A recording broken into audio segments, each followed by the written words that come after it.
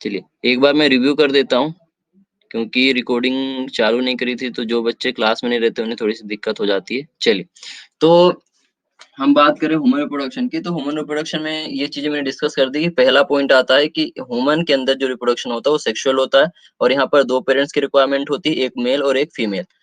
क्योंकि हमारे यहाँ मेल और फीमेल अलग-अलग होते हैं, एक बॉडी पर एक ही सेक्स होता है इसलिए यूनिसेक्सुअल कहलाते हैं, और बाइबिपेरस होते हैं। बाइबिपेरस का मतलब होता है कि जो बच्चों को जन्म देते हैं, और एक हमने और एनिमल्स पढ़े थे ओविपेरस, जो अंडे देते हैं, फिर उन अंडों से क्या होते हैं, बच्चे बाहर आते हैं।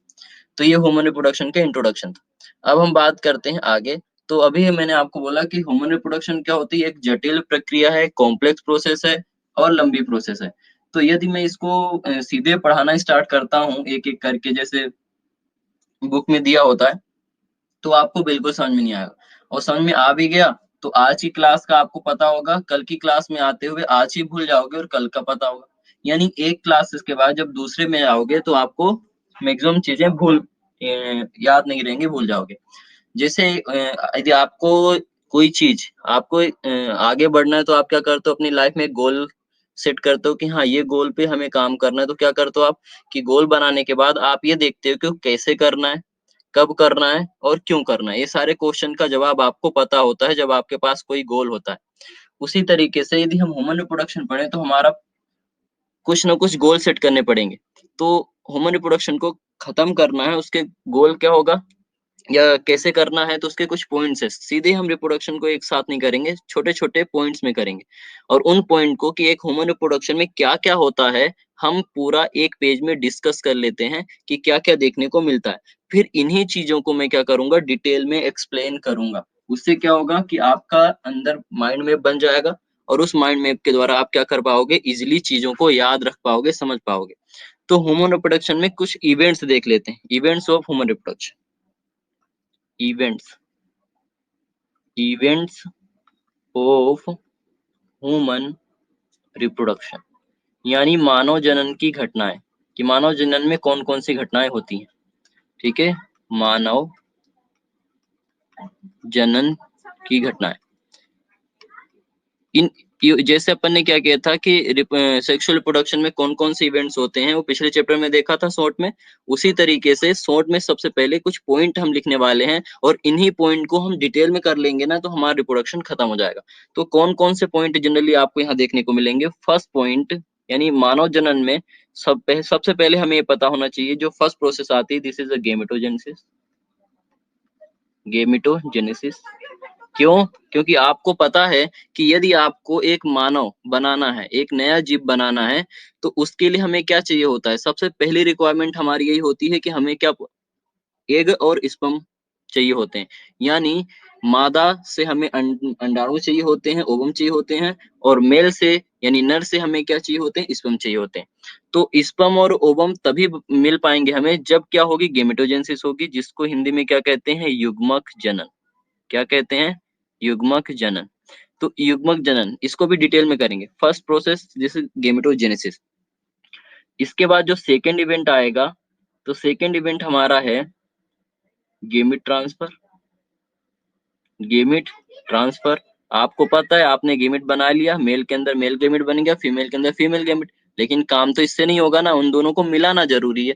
जब तक नहीं मिलाओगे तो मतलब ये जायगोट नहीं बनेगा, और जायगोट नहीं बनेगा तो न्यू बेबी नहीं बना सकते। तो आपको क्या पढ़ने का, गेमेट ट्रांसफर, इसी का दूसरा नाम होता है, क्योंकि हम अभी ह्यूमन पढ़ रहे हैं ना, तो स्पेसिफिक चीजें पढ़ेंगे। तो दिस प्रोसेस नोन एज इंसेमाइनेशन। क्या कहते हैं? इंसेमाइनेशन। मेल के अंदर क्या होगा, ये हमारे ह्यूमन के अंदर क्या होगा? इंसेमाइनेशन। हिंदी में इसको क्या कहते हैं? वीर्य सेचन। क्या कहते हैं? वीर्य सेचन। तो सेकंड प्रोसेस हो गई गेमेट ट्रांसफर। तो अभी शॉर्ट में हम देख रहे हैं, पहला था गेमेटोजेनेसिस, यानी सबसे पहले हम गेमेट बनाएंगे नर और मादा के अंदर। नर के अंदर हम शुक्राणु को बनाएंगे, स्पर्म को बनाएंगे। यदि फीमेल है तो हम क्या बनाएंगे वहां पर? ओवम। अब स्पर्म ओवम को मिलाना चाहते हो तो मिलाने के लिए कुछ प्रोसेस करनी पड़ेगी भाई, क्योंकि मेल के अंदर स्पर्म है और फीमेल के अंदर ओवम है। तो वह प्रोसेस जिसके द्वारा हम इन दिनों को मिलाएंगे उसको हम बोलेंगे गेमेट ट्रांसफर या फिर इंसेमाइनेशन। कैसे करेंगे डिटेल में भी देखेंगे। नेक्स्ट नेक्स्ट प्रोसेस आ गई कि आपने अब क्या किया, मेल और फीमेल गेमेट को मिला दिया। जब मिलाओगे वो कंडीशन क्या कहलाएगी? फर्टिलाइजेशन। क्या कहलाएगी? फर्टिलाइजेशन। और इसी का दूसरा नाम होता है सिंगेमी। क्या होता है? सिंगेमी, और हिंदी में इसे क्या कहते हैं, निषेचन। क्या कहते हैं, निषेचन। तो जो थर्ड पॉइंट आ गया वो क्या आ गया, निषेचन फर्टिलाइजेशन, यानी मेल गेमेट और फीमेल गेमेट आपस में मिल चुके हैं। अब ये जब मिल जाएंगे तो इनके मिलने के बाद क्या होगा, जायगोट बन जाएगा। अब जायगोट बनने के बाद क्या होगा, जैसे फर्टिलाइजेशन हो गया, जायगोट बन गया, तो जायगोट क्या करेगा, अब फीमेल की बॉडी में क्या जाएगा, तुम्हें पता है फीमेल की बॉडी में एक ऑर्गन होता है जिसका नाम होता है गर्भाशय, यूटेरस, और यूटेरस पे जाके चिपकेगा। तो जो यूटेरस के जाकर चिपकना, यूटेरस की दीवार पे चिपकना किसका, जायगोट का, यानी कुल मिला के प्रेगनेंसी, प्रेगनेंसी करना है, ठीक है। तो क्या होगा कि जो जायगोट बना है अब वो जाके मदर की बॉडी में जो गर्भाशय है, यूटेरस है, वहां पर स्थापित हो जाएगा। This process known as implantation, उसको हम क्या कहते हैं, इम्प्लांटेशन। क्या कहते हैं, इम्प्लांटेशन, और हिंदी में इसी को कहते हैं अंतरारोपण, अंतरारोपण यानी इम्प्लांटेशन, इम्प्लांटेशन। नेक्स्ट आता है, आपने इम्प्लांट करा दिया, अब इम्प्लांट हो चुका है बेबी कहाँ पर, गर्भाशय में। कितने महीने रहेगा, 9 महीने। कैसे रहेगा भाई, इम्प्लांट तो हो गया लेकिन अभी बेबी थोड़ी बना, बेबी धीरे धीरे बनेगा, 9 महीने में उसका डेवलपमेंट होगा, विकास होगा। तो उस प्रोसेस को हम बोलते हैं, क्या बोलेंगे, गेस्टेशन पीरियड। क्या बोलेंगे, जेस्टेशन पीरियड। इसी को हम बोलते हैं गर्भावस्था, हिंदी में क्या कहते हैं, गर्भावस्था। यानी बोलते हैं ना भाई गर्भावस्था चल रही, प्रेगनेंसी चल रही है, तो प्रेगनेंसी का जो पीरियड होता है उसको हम बोलते हैं गेस्टेशन। नेक्स्ट प्रोसेस आता है, नेक्स्ट प्रोसेस आता है जो 6 प्रोसेस है, जिसका नाम क्या होता है, अब गेस्टेशन हो चुका है, 9 महीने की प्रेगनेंसी हो चुकी है। तो अब आगे क्या होने वाला है कि 9 महीने जैसे कंप्लीट होंगे तो बेबी क्या हो जाएगा, फीमेल की बॉडी से बाहर आएगा। फीमेल की बॉडी से बाहर आने का जो प्रोसेस है उसको हम क्या कहते हैं, हिंदी में सुना होगा डिलीवरी। नॉर्मली आपने सामान्य भाषा में क्या सुना है, डिलीवरी। बट आप बायोलॉजी पढ़ रहे हो, डिलीवरी तो अपन किसी भी प्रोडक्ट की भी करते हैं। आप कुछ मंगाते हो ऑनलाइन तो क्या होती है, उसकी डिलीवरी होती है। तो यहाँ पर एक बायोलॉजिकल बट क्या होगा, पार्चुरेशन। क्या होगा, पार्चुरेशन। तो पार्चुरेशन क्या होगा यहाँ पर, मेन जो बायोलॉजिकल बट है वो, और हिंदी में इसको क्या कहते हैं, प्रसव। बोलते ना यार प्रसव स्टार्ट हो गया है, डिलीवरी स्टार्ट हो गई है, ठीक है। तो बेबी इस प्रोसेस के द्वारा क्या होता है, बाहर आता है। तो ये इवेंट्स हैं, इन इवेंट्स को हमें डिटेल में पढ़ना है, लेकिन उससे पहले इन इवेंट्स के जैसे मैंने नाम लिख दिया और अभी एक्सप्लेन कर दिया, तो इनके अंदर कुछ पॉइंट को भी शॉर्ट में एक एक करके डिटेल में अभी देख लेते हैं। चलिए, तो पहले हम बात करते हैं किसकी, गेमेटोजेनेसिस की, ठीक है। First process is gametogenesis. Gametogenesis यानी कि युग्मक जनन, ठीक है। गेमेटोजेनेसिस मतलब क्या हुआ, युग्मक जनन। अब गेमेटोजेनेसिस क्या है, युग्मक जनन क्या है, तो ये खुद ही बता रहा है, गेमेटोजेनेसिस यानी गेमेट का बनना। यानी गेमेटोजेनेसिस क्या हुआ, formation of gamete, formation of gamete यानी गेमेट का बनना। तो यहाँ पे लिख देते हैं युग्मक का बनना। तो युग्मक का जो बनना है वो कहलाती है गेमेटोजेनेसिस। अब यदि मेल है, इसी को मैं अच्छे से थोड़ा सा बता देता हूँ कि यदि वो मेल है, ठीक है, मान लो male, male and female, female, तो गेमेटोजेनेसिस तो दोनों में होगी, मेल के अंदर भी होगी गेमेटोजेनेसिस, मेल के अंदर भी क्या होगी, गेमेटोजेनेसिस, फीमेल के अंदर भी होगी गेमेटोजेनेसिस। तो मेल के अंदर गेमेटोजेनेसिस से क्या बनेगा, स्पर्म। स्पर्म का मतलब शुक्राणु, हिंदी में मतलब क्या हुआ इसका, शुक्राणु। इसी तरीके से फीमेल की बॉडी में क्या बनेगा, ओवम, और ओवम को हम क्या कहते हैं, अंडाणु या एग, अंडाणु। तो फीमेल की बॉडी में बनने वाला है अंडाणु और मेल की बॉडी में बनने वाला है शुक्राणु। मेल की बॉडी में जो शुक्राणु बनता है ये कहाँ पे बनता है, टेस्टिस के अंदर। कहाँ बनता है, टेस्टिस के अंदर, और टेस्टिस को हिंदी में हम क्या कहते हैं, वृषण। तो यदि मेल है तो मेल की जो टेस्टिस है, टेस्टिस के अंदर बनेगा शुक्राणु, और फीमेल के अंडाणु कहाँ बनता है, तो ये बनता है कहाँ, ओवरी के अंदर, और ओवरी को हिंदी में क्या कहते हैं, अंडाशय। तो अंडाशय ओवरी के अंदर बनेगा अंडाणु और टेस्टिस के अंदर बनेगा शुक्राणु। ये अब मेल में स्पर्म की बनने की जो प्रोसेस है, ये तो गेमेटोजेनेसिस है, बिल्कुल गेमेटोजेनेसिस हो रही है। फीमेल में गेमेटोजेनेसिस हो रही है, बट यार ठीक है, गेमेटोजेनेसिस तो हमें समझ में आ गया, लेकिन जब मेल की गेमेटोजेनेसिस की बात करेंगे और फीमेल की बात करेंगे तो हमें एक ऐसा नाम चाहिए होगा जो सिर्फ मेल को इंडिकेट करे और फीमेल को इंडिकेट करे गेमेटोजेनेसिस के अंदर भी। तो यदि हम बात करें मेल के अंदर गेमेट बनने की प्रोसेस, गेमेटोजेनेसिस है, बट इस गेमेटोजेनेसिस, क्योंकि इस गेमेटोजेनेसिस से क्या बन रहा है, शुक्राणु बन रहा है, इसलिए इसका दूसरा नाम होता है, दूसरा मतलब इसका जो नाम होना चाहिए, जो करेक्ट नाम होगा वो क्या होगा, स्पर्मेटोजेनेसिस। क्या होगा, स्पर्मेटोजेनेसिस, यानी शुक्राणु बनाने की प्रक्रिया, क्योंकि जेनेसिस मतलब बनना होता है। अभी हमने ऊपर ही बताया था कि जेनेसिस का मतलब क्या है, बनना, और गेमेट का मतलब क्या होता है, गेमेट, तो गेमेट का बनना, गेमेटोजेनेसिस। अब वो काम मेल के अंदर हो रहा है, तो मेल के अंदर क्या बनता है, स्पर्म, तो उसी का नाम दे दिया भैया स्पर्म का बनना, यानी स्पर्मेटोजेनेसिस, शुक्राणु जनन हिंदी में कहते हैं। हिंदी में क्या कहते हैं, शुक्राणु जनन, शुक्राणु जनन। तो शुक्राणु जनन वह प्रक्रिया हो जाएगी जिसमें क्या बनेगा, शुक्राणु, और उसी तरीके से फीमेल की ओवरी में बन रहा है अंडाणु। तो इस प्रोसेस का हम क्या नाम देंगे, यहाँ पे जो प्रोसेस हो रही है उस प्रोसेस का नाम क्या हो जाएगा, oogenesis। ओवम बन रहा है ना, ओवम, ओ से याद रखना, oogenesis। तो oogenesis में क्या हुआ, ओ से ओवम है और जेनेसिस से फॉर्मेशन, यानी अंडाणु का बनना, तो क्या कहलाएंगे, अंडाणु जनन। तो अंडाणु जनन वह प्रक्रिया होती है जिससे क्या फॉर्म होता है, एग या ओवम, और स्पर्मेटोजेनेसिस वो प्रक्रिया होती है जिससे क्या बनता है, स्पर्म। ये प्रक्रिया होती कहाँ है, तो स्पर्मेटोजेनेसिस होगी कहाँ पर, ह्यूमन के टेस्टिस के अंदर, और oogenesis की प्रक्रिया कहाँ होगी, फीमेल के अंडाशय यानी ओवरी के अंदर। तो ये शॉर्ट में अभी थोड़ा सा एक्सप्लेन कर दिया मैंने कि गेमेटोजेनेसिस क्या होगा, और मेल के अंदर होगा तो हम क्या कहेंगे, और फीमेल के अंदर होगा तो हम क्या कहेंगे। इसके बाद जो सेकेंड प्रोसेस थी हमारी, जो सेकेंड इवेंट था, वो सेकेंड इवेंट कौन सा था, गेमेट ट्रांसफर या इंसेमाइनेशन, सीधे लिखें इंसेमाइनेशन, और इंसेमाइनेशन को हम क्या कहते हैं, वीर्यसेचन। इंसेमाइनेशन एंड वीर्यसेचन। अब देखो, वीर्य, वीर्य आप हिंदी में नाम सुना होगा, वीर्य का मतलब होता है सीमेन, इंग्लिश में क्या कहते हैं, सीमेन। तो इंसेमाइनेशन लिखा है ना, तो सीमेन, इंसेमाइनेशन में जो वर्ड है सीमेन, ठीक है, उसको हम हिंदी में क्या कहते हैं, वीर, जो मेल की बॉडी से निकलता है ड्यूरिंग सेक्सुअल इंटरकोर्स, जब वो लैंगिक संबंध बनाता है अपनी वाइफ के साथ, तो उस दौरान क्या निकलता है, उसकी बॉडी से सीमेन निकलता है, और इस सीमेन में क्या होता है, स्पर्म। क्या होता है, स्पर्म। सीमेन के अंदर स्पर्म होते हैं, यानी देखो जनरली क्या होता है कि आपने टेस्टिस में बोला कि हाँ यार स्पर्म बन गए, फीमेल की बॉडी में बन गया ओवम। अब स्पर्म को हम क्या करने वाले हैं, इस प्रोसेस में फीमेल के पास पहुंचाने वाले हैं, फीमेल में किसमें, गेमिट के पास। तो फीमेल गेमिट कौन सा है, ओवम, और ओवम कहाँ पर होगा, फीमेल के रिप्रोडक्टिव सिस्टम में, यानी मादा के जनन तंत्र में होगा। तो वहां हमें ये पहुंचाना है, तो कैसे पहुंचाएंगे, तो इंसेमाइनेशन जो प्रोसेस है वो क्या होगा कि मेल के रिप्रोडक्टिव ऑर्गन से, मेल के रिप्रोडक्टिव ऑर्गन से, यानी कि नर के जनन तंत्र से मादा के जनन तंत्र, यानी female reproductive organ, female reproductive organ. तो फीमेल के रिप्रोडक्टिव ऑर्गन में आपको क्या पहुंचाना है, स्पर्म।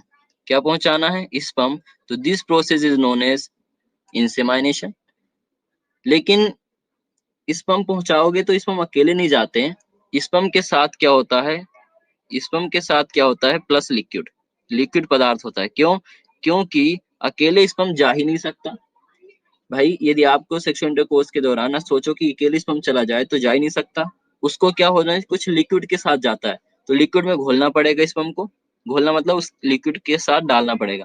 तो लिक्विड के अंदर, तरल के अंदर स्पर्म को डाल देंगे, तो जब स्पर्म और लिक्विड मिल जाता है तो उसको हम कहते हैं सीमेन, वीर, जो कि मेल की बॉडी से निकलता है लैंगिक संबंध के दौरान। इस प्रोसेस को, इसलिए इसका नाम क्या है, इंसेमाइनेशन। इनका मतलब होता है अंदर, सेमाइन में सेमी से मतलब यहाँ पर सीमेन है, ठीक है, और एशन लगा है मतलब जाना। तो यदि सीमेन को किसी के अंदर भेज रहे हैं तो दिस प्रोसेस में इंसेमाइनेशन, बट यहाँ पर हम कहाँ भेज रहे हैं, फीमेल के रिप्रोडक्टिव ऑर्गन में।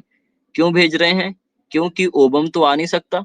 क्यों नहीं आ सकता, क्योंकि प्रेगनेंसी तो फीमेल की बॉडी में होना है, मेल की बॉडी में थोड़ी होना है जो उनको मेल के पास लेके आएंगे। फीमेल की बॉडी में हमें प्रेगनेंसी करानी है, तो जाहिर सी बात है ओवम तो वहां पर है ही ना, तो ओवम को क्यों लेके आएंगे हम किसको देंगे, सीधे स्पर्म को। और वो स्पर्म किस में होगा, सीमेन के अंदर होगा। और ये सीमेन क्या जाएगा, जब लैंगिक संबंध हस्बैंड वाइफ बनाएंगे तो ये सीमेन अंदर जाएगा, और अंदर जाके क्या करेगा, अंडाणु से मिल जाएगा, और अंडाणु से जब मिल जाएगा तो ये प्रोसेस क्या हुई, इंसेमिनेशन। यही तो हमारा मकसद था, यही तो हमारा मुद्दा था कि हमें क्या करना है, सीमेन में जो स्पर्म है उसको कहाँ पर पहुंचाना है, फीमेल के पास, ओवम के पास। तो उस प्रोसेस को हम बोलेंगे इंसेमिनेशन। नेक्स्ट, सेकेंड बात, थर्ड इवेंट है। थर्ड इवेंट का नाम क्या है, फर्टिलाइजेशन। फर्टिलाइजेशन यानी कि निषेचन। निषेचन, अब आप भी बता सकते हो तो मुझे, क्योंकि मैं पढ़ा चुका हूँ फर्टिलाइजेशन का मतलब आपको पता है सभी को कि क्या होता है फर्टिलाइजेशन। आपको पता है कि मेल की बॉडी से क्या निकल के आया, मेल की बॉडी में टेस्टिस था, टेस्टिस में हुआ शुक्राणु जनन, स्पर्मेटोजेनेसिस, और क्या बनाया तुमने, स्पर्म। ठीक है, इसी तरीके से फीमेल थी, फीमेल में क्या होता है, अंडाशय ओवरी होती है, और उस अंडाशय ओवरी में क्या बनता है, ओवम। ठीक है, ओवम। ये क्या करता है, स्पर्म इस ओवम किसके साथ जुड़ जाता है, क्यों, क्योंकि तुमने कराया ना इंसेमिनेशन, यानी ये जो स्पर्म है ये किसके पास जाता है, ओवम के पास, इसके पास जाएगा। ठीक है, इस प्रोसेस को हमने क्या देखा था, सेकेंड प्रोसेस थी इंसेमिनेशन, यानी कि वीर्यसेचन। तो इंसेमिनेशन के बाद जब स्पर्म ओवम के पास पहुंचेगा तो क्या बन जाएगा, जायगोट। क्या बन जाएगा, जायगोट, यानी कि क्या बन जाएगा, युग्मज। ठीक है, तो जायगोट बन जाएगा, युग्मज बन जाएगा। तो इस कंडीशन को हम बोलते हैं फर्टिलाइजेशन, इसी को हम क्या बोलते हैं, निषेचन। फर्टिलाइजेशन यानी कि निषेचन।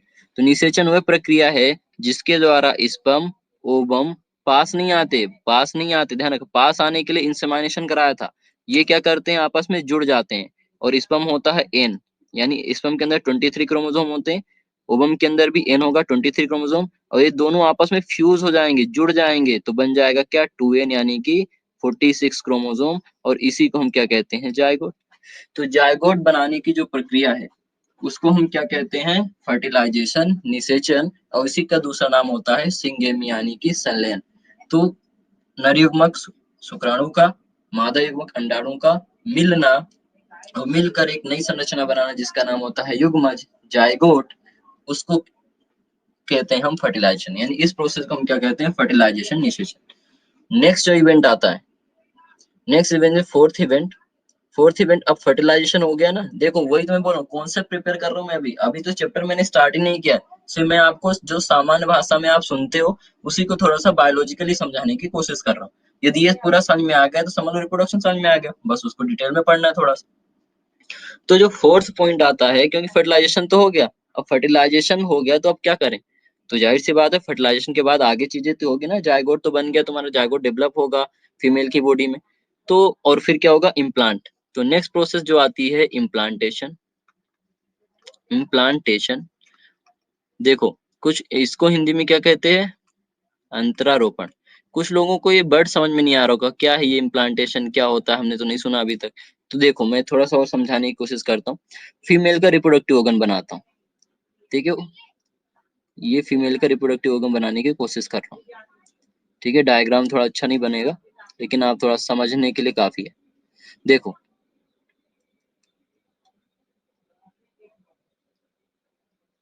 ठीक है, ये फीमेल के रिप्रोडक्टिव ऑर्गन में बताता हूँ कि ये होता है अंडाशय। अंडाशय मतलब ये हो गया ओवरी, ये होती है अंडवाहिनी, फैलोपियन ट्यूब, ये सब आगे मैं बताऊंगा जब फीमेल रिप्रोडक्टिव सिस्टम बताऊंगा, अभी इतना ध्यान मत दो। और मतलब मैं ये बताना चाह रहा हूँ, ये होती है यहाँ रिप्रोडक्टिव ऑर्गन में, ये है मान लो वेजाइना, ये होता है सर्विस। इनको भी इतना ध्यान नहीं देना है क्योंकि इनको मैं डिटेल में बाद में बात करूंगा फीमेल रिप्रोडक्टिव सिस्टम की, यानी मादा जनतंत्र की, तब देखना। अभी जो मैं समझाना चाहता हूँ समझो। देखो क्या होता है, अंडाशय से ओवरी निकलता है, और यहाँ पर ऐसे रहता है, और यहाँ पर जब मेल और फीमेल आपस में लैंगिक संबंध बनाएंगे तो यहाँ से क्या होगा, स्पर्म आएगा, यहाँ से स्पर्म जाएगा ऊपर, ठीक है, और यहाँ से आएगा ओवम ऐसे नीचे। जब यहाँ पे आते हैं तो यहाँ पर ये स्पर्म जाके इसको ओवम को फर्टिलाइज कर देता है इस पॉइंट पे। अब दिमाग लगाओ, फर्टिलाइज हो गया तो ये क्या बन चुका है, जायगोट। बस इसी पे पॉइंट करना आपको, जायगोट। ये मैंने जो नाम बोले उससे मतलब नहीं, बस इतना समझो कि एक साइड से स्पर्म जाएगा, एक साइड से ओवम आएगा, ये दोनों बीच में मिल जाते हैं, और मिल जाते हैं तो हो जाता है फर्टिलाइजेशन, निषेचन, और उसके द्वारा क्या बन जाता है, जायगोट। अब क्या करना है, ये जो जायगोट है इसको कहीं रोकना पड़ेगा, क्यों? क्योंकि यदि स्पर्म यहाँ से जा सकता है, इसका मतलब ये खाली जगह है, ये ओपनिंग है, यहाँ पूरी ये ओपनिंग है, ओपनिंग है, तो ये फर्टिलाइजेशन के बाद जायगोट तो बन गया, लेकिन ये जायगोट बाहर भी तो आ सकता है ऐसे, यहाँ से जो ये खाली जगह है वहां से बाहर आ जाएगा, और बाहर आ जाएगा तो फिर प्रेगनेंसी कैसे होगी, और बाहर आ जाएगा, शरीर के बाहर आ जाएगा।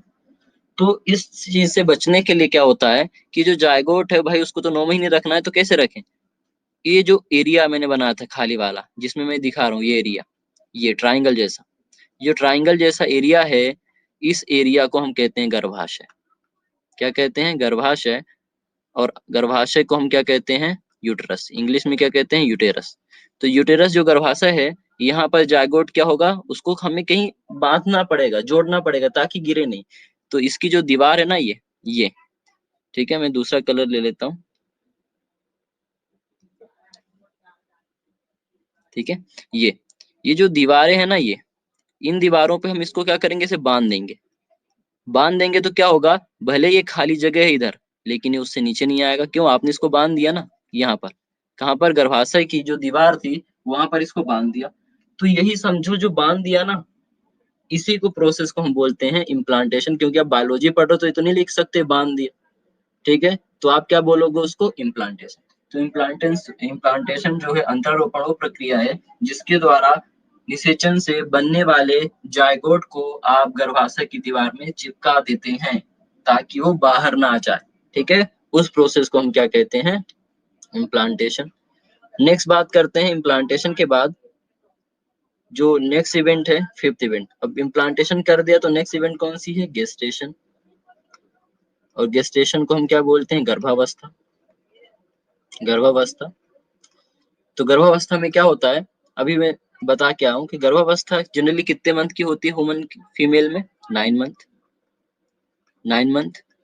9 मंथ की जो गर्भावस्था है उसको हम क्या कहते हैं, यानी जो बोलते हैं ना प्रेगनेंसी पीरियड, वो प्रेगनेंसी का जो पीरियड है ना, उसी को हम बोलते हैं गेस्टेशन पीरियड, यानी गर्भावस्था। जिसमें क्या होता है, गर्भावस्था तब से मानी जाती है कि इम्प्लांटेशन के बाद से, क्योंकि अभी देखा इम्प्लांटेशन हुआ था लास्ट प्रोसेस, इम्प्लांटेशन। इम्प्लांटेशन यानी अंतरोपण। अब इम्प्लांटेशन हो गया, यानी कुल मिला के आपका जो बना था क्या? जायगोट। जायगोट क्या होगा? इम्प्लांटेशन।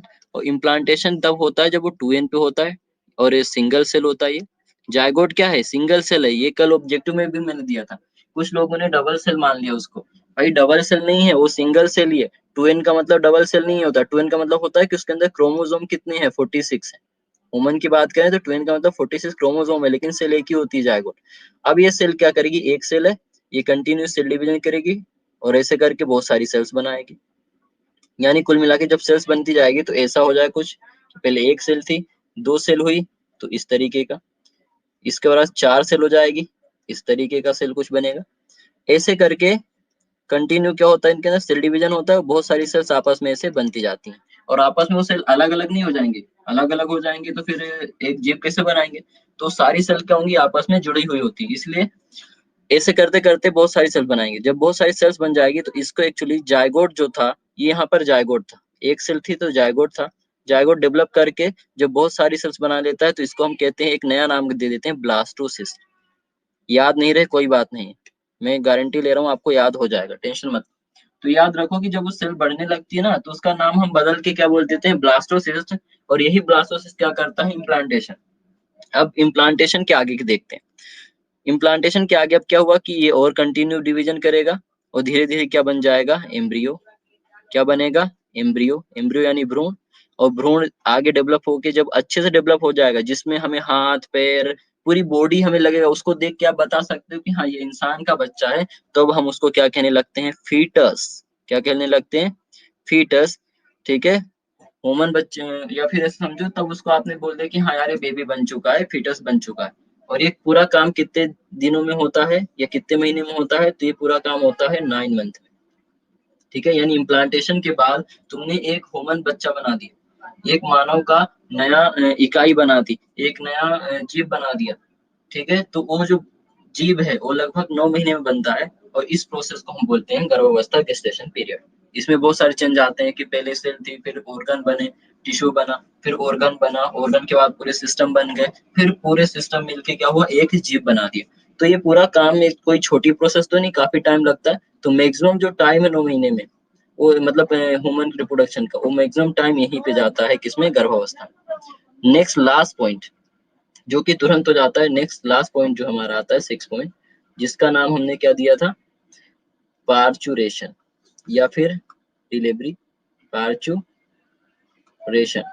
डिलीवरी, और इसी को हम हिंदी में क्या बोलते हैं, प्रसव। ठीक है, आपने सुना होगा जब भी प्रेगनेंसी की बात आती है तो बोलते हैं, डिलीवरी की बात आती है तो ये बोलते हैं कि देखो इस फीमेल को प्रसव स्टार्ट हो गया, और प्रसव स्टार्ट हो गया मतलब कि वो बेबी को जन्म देने के लिए रेडी है।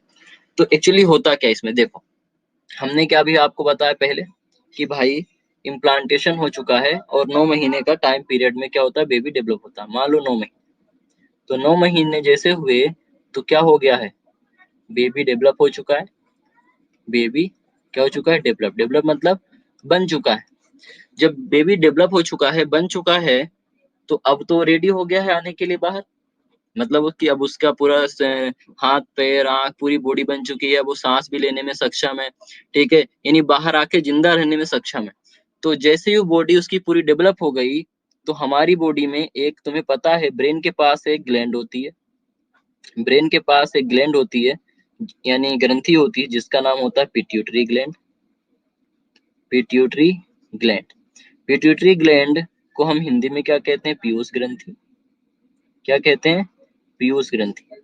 तो जो पीयूष ग्रंथि है, पिट्यूटरी ग्लैंड है, सबसे पहले होता क्या है कि जैसे ही 9 मंथ में बेबी डेवलप हो चुका, तो वो मैसेज देता है किसको, ब्रेन को, कि साहब, ब्रेन को क्या बोलते हैं, साहब अब ये बेबी डेवलप हो चुका है, अब इसको यहाँ रखना सही नहीं है, अब ये बाहर जाकर क्या रख सकता है, खुद को जिंदा रखने में सक्षम है, माता की देखभाल के साथ। अपने खुद से भोजन तो बनाएगा नहीं, कुछ तो काम करेगा नहीं, लेकिन मदर की देख रेख में क्या है, जिंदा रह सकता है, कोई दिक्कत नहीं है। तो ब्रेन क्या ने मैसेज दिया पिट्यूटरी ग्लैंड को, बोला अरे भाई वहां पे क्या हुआ, बेबी डेवलप हो चुका है और तुम अभी काम नहीं कर रहे हो। बोले सरकार क्या काम करना है, बोले डिलीवरी करानी है, बच्चे को बाहर करना है। तो पिट्यूटरी ग्लैंड ने को मैसेज मिला ब्रेन से, और पिट्यूटरी ग्लैंड ने क्या किया, ये जो पीयूष ग्रंथि है, जिसको मास्टर ग्रंथि आप कहते हो, वो एक हार्मोन निकालती है जिसका नाम होता है ऑक्सीटोसिन। क्या नाम होता है, ऑक्सीटोसिन हार्मोन। ऑक्सीटोसिन हार्मोन करता क्या है, कैसे डिलीवरी करवाता है, यही करवाने वाला डिलीवरी। ठीक है, ये करवाएगा डिलीवरी। तो ऑक्सीटोसिन क्या करता है, तुम्हें पता है कि ये मैं बना रहा हूँ गर्भाशय, मान लो यहाँ बेबी था, यहाँ पे इम्प्लांट था बेबी, गर्भाशय। गर्भाशय में बेबी पूरा डेवलप हो चुका है, बड़ा होता जा रहा है, बड़ा होता जा रहा है, 9 महीने में काफी बड़ा हो गया, पूरा यूटेरस को घेर लिया उसने। ठीक है, बहुत बड़ा हो गया। तो जो यूटेरस की मसल्स थी ये साइड में, ये ऑक्सीटोसिन जाकर उन मसल पे काम करता है, यानी पेशियों में। जो पेशी है गर्भाशय की, जो मसल है गर्भाशय की, ऑक्सीटोसिन वहां जाता है और पेशी को क्या कर देता है, संकुचित। क्या कर देता है, पेशी को जाके यहाँ पर क्या कराएगा, कॉन्ट्रैक्शन। कॉन्ट्रैक्शन का मतलब होता है संकुचन। संकुचन मतलब जैसे मुट्ठी को बंद करना, मुट्ठी खोला तो इसको बोलते हैं शिथिलन, मुट्ठी बंद किया तो इसको बोलते हैं कॉन्ट्रैक्शन, संकुचन। तो जो गर्भाशय की चारों तरफ से दीवारें हैं वो क्या करेंगी, दबाएंगी बच्चे को। जब पुश करेंगी, दबाएंगी, तो तुम्हें पता है कि भाई यहाँ तो ओपनिंग थी। ठीक है, यहाँ तो ओपनिंग थी ना, ये खाली जगह थी, यहाँ से भी बाहर आ सकता। तो जैसी दबाएंगी तो यहाँ से यहाँ से यहाँ से चारों तरफ से क्या देंगे, इसको फोर्स। और फोर्स सॉरी 3 तरफ से फोर्स देंगे, बल लगाएंगे, पुश करेंगे, संकुचन करेंगे, और उसके बाद संकुचन करने से बेबी यहाँ से क्या हो जाएगा, फोर्स लगेगा ना, तो बेबी क्या आ जाएगा, आउट हो जाएगा। आउट हो जाएगा यानी बाहर आ जाएगा, और इस बाहर आने की जो प्रोसेस है उसको हम बोलते हैं प्रसव, पार्चुरेशन। लेकिन करवाता कौन है, किसकी वजह से हुआ, मसल के कॉन्ट्रेक्शन की। कौन सी मसल, गर्भाशय की। अच्छा, गर्भाशय की मसल को किसने मैसेज दिया था, ऑक्सीटोसिन ने। अच्छा, ऑक्सीटोसिन को किसने बताया, पिट्यूटरी ग्लैंड ने। पिट्यूटरी ग्लैंड को किसने बताया, ब्रेन ने। और ब्रेन को किसने बताया, गर्भाशय ने। गर्भाशय ही बताएगा कि सर बेबी काफी डेवलप हो गया, अब जगह नहीं है यहाँ, अब इसको निकालना पड़ेगा, ये बाहर जाके सक्षम है जिंदा रहने में। तो अब जाके ब्रेन ये सारा काम करवाता है। ब्रेन के अंदर कौन है, तो पार्ट अभी डिटेल में पढ़ेंगे, मैं बेसिक बता रहा हूँ, आप कॉन्सेप्ट बनाओ, इनको और डिटेल में पढ़ना है अभी। ठीक है, ये नहीं कि खत्म हो गया। तो ये जितनी मैंने इवेंट्स आपको बताई थी, वो सारे इवेंट्स मैंने शॉर्ट में एक बार डिस्कस कर दी, यानी आपको बता दिया है कि आपका गोल क्या है। आपका गोल क्या है, एक बेबी को बनाना, और उस गोल को मैंने बताया कैसे कर सकते हो, यानी एक प्लान बना दिया कि भाई 6 प्लान है आपके पास, इन 6 प्लान को फॉलो करना है। पहले फॉलो करोगे फर्स्ट, फिर सेकेंड, फिर थर्ड, फिर फोर्थ, फिर फिफ्थ और सिक्स्थ, यानी ये पूरे 6 प्लान आप फॉलो करोगे ना, तो आप एक बेबी को जन्म दे सकते हो, आप एक बेबी को बना सकते हो। ये तो मैंने सिर्फ प्लान बता दिए, लेकिन जब आप कोई गोल सेट करते हो और प्लान बनाते हो, तो प्लान तो बनाने में टाइम नहीं लगता, तुरंत बना लेते हो कि हाँ हमको ये करना है इस गोल को अचीव करने के लिए। लेकिन वो जितने प्लान बनाए आपने, उन पर्टिकुलर प्लान पे जब आप काम करते हो तो बहुत टाइम लग जाता है एक प्लान को पूरा करने में।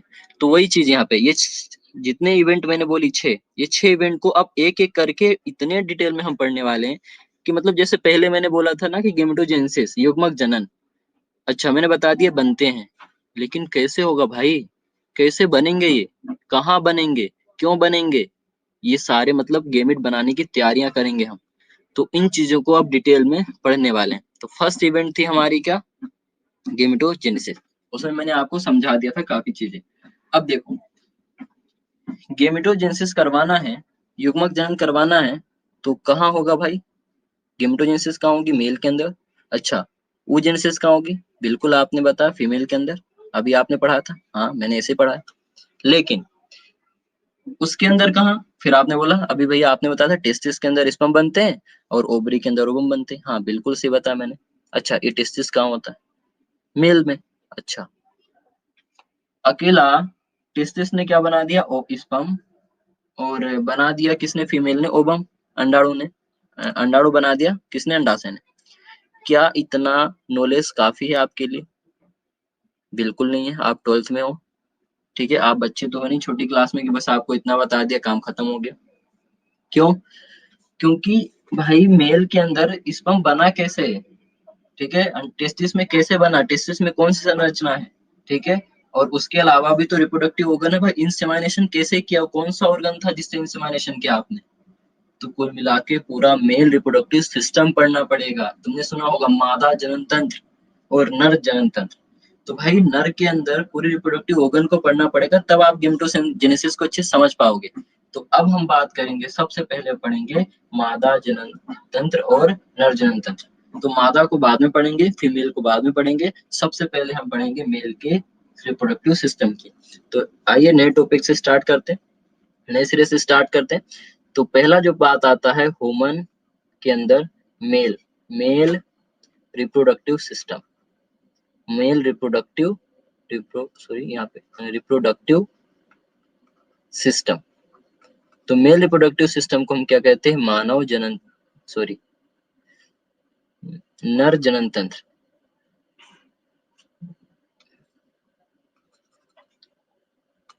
क्या कहते हैं, नर जनन तंत्र, नर जनन तंत्र।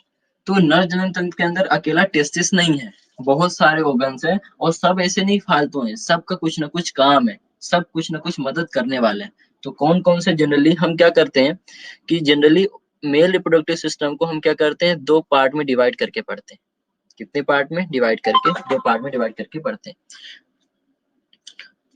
एक जो पार्ट होता है हमारा, पहले पार्ट को हम बोलते हैं primary sex organ, primary sex organ, यानी नर जनन तंत्र को, मेल रिप्रोडक्टिव सिस्टम को हम 2 पार्ट्स में क्लासिफाई कर सकते हैं, 2 भागों में बांट सकते हैं। एक प्राइमरी सेक्स ऑर्गन यानी प्राथमिक जनन तंत्र, और दूसरा होता है secondary sex organ, secondary sex organ. अब प्राइमरी सेक्स ऑर्गन का एक दूसरा नाम होता है, प्राइमरी सेक्स ऑर्गन का दूसरा नाम क्या है, इसी का या करके दूसरा नाम क्या हो सकता है, इसी को हम बोलते हैं नेसेसरी, इसी का दूसरा नाम क्या है, नेसेसरी सेक्स ऑर्गन, यानी कि मुख्य, ठीक है, प्राइमरी का मतलब था प्राथमिक जनन तंत्र, जनन अंग, और नेसेसरी का मतलब क्या हुआ, मुख्य जनन अंग, ठीक है। इसी के बाद सेकेंडरी का ही नाम होता है दूसरा, एसेसरी, एसेसरी सेक्स ऑर्गन। तो एसेसरी का मतलब क्या होता है, सहायक, ठीक है। तो एसेसरी का मतलब है सहायक, यानी सहायक अंग, ठीक है, और सेकेंडरी का मतलब यहाँ पर होता है द्वितीयक। तो द्वितीयक अंग उनको कहते हैं जो हेल्प करेंगे। इनका जो नाम है ना, उनको भी मैं समझाऊंगा कि क्यों सहायक कह रहे हैं, क्यों द्वितीयक कह रहे हैं, और इसमें प्राइमरी ऑर्गन क्यों कह रहे हैं, या फिर इसको मुख्य ऑर्गन क्यों कह रहे हैं। नेसेसरी मतलब है मुख्य, और प्राइमरी मतलब है प्राथमिक। तो दो तरीके से हम बांट सकते हैं। प्राइमरी के अंदर क्या क्या आता है, तो प्राइमरी के अंदर सिर्फ एक ही ऑर्गन आता है जिसका नाम होता है टेस्टिस। जो आपने भी सुना था पहले कि टेस्टिस के अंदर शुक्राणु बनते हैं। तो टेस्टिस किसके अंतर्गत हम रखते हैं, प्राइमरी सेक्स ऑर्गन के अंतर्गत रखते हैं, यानी कि मुख्य जनन अंग के अंदर रखते हैं। ठीक है, प्राथमिक जनन अंग के अंदर रखते हैं। उसी तरीके से सेकेंडरी सेक्स ऑर्गन में हम क्या रखते हैं, तो सेकेंडरी सेक्स ऑर्गन में हम तीन चीजें रखते हैं। पहला होता है एसेसरी डक्ट। एसेसरी डक्ट, इसको हम बोलते हैं सहायक। एसेसरी मतलब आपको बता चुका हूँ, सहायक, और डक्ट मतलब क्या है, ग्रंथ, नलिकाएं, नलिका। ठीक है, डक्ट मतलब होती है नलिका। दूसरा इसके अंदर हमने रखा है किसको, एसेसरी, एसेसरी ग्लैंड को। और ग्लैंड को हिंदी में हम क्या कहते हैं, ग्रंथि। इनको भी डिटेल में बताऊंगा, टेंशन मतलब कौन क्या है। तो एसेसरी डक्ट यानी हो गई नलिका, और एसेसरी ग्लैंड मतलब हो गया क्या, ग्रंथि। इसके बाद एक तीसरा आता है इसके अंदर, तीसरा है external genitalia. External genitalia, external genitalia, इसके अंदर हम रखेंगे एक ऑर्गन को जिसका नाम होगा पेनिस। तो एक्सटर्नल जो जेनाइटल ऑर्गन है, इसी को हम क्या बोलते हैं हिंदी में, बाह जनेंद्रिय। जनेंद्रिय, बाह जनेंद्रिय, और हिंदी में पेनिस का मतलब होता है शिश्न। क्या होता है, शिश्न। तो ये सिर्फ अभी क्लासिफिकेशन किया है, वही तो मैं बोल रहा हूँ, रिप्रोडक्शन अब काफी डिटेल में आपको पढ़ना है। तो अभी हमने सिर्फ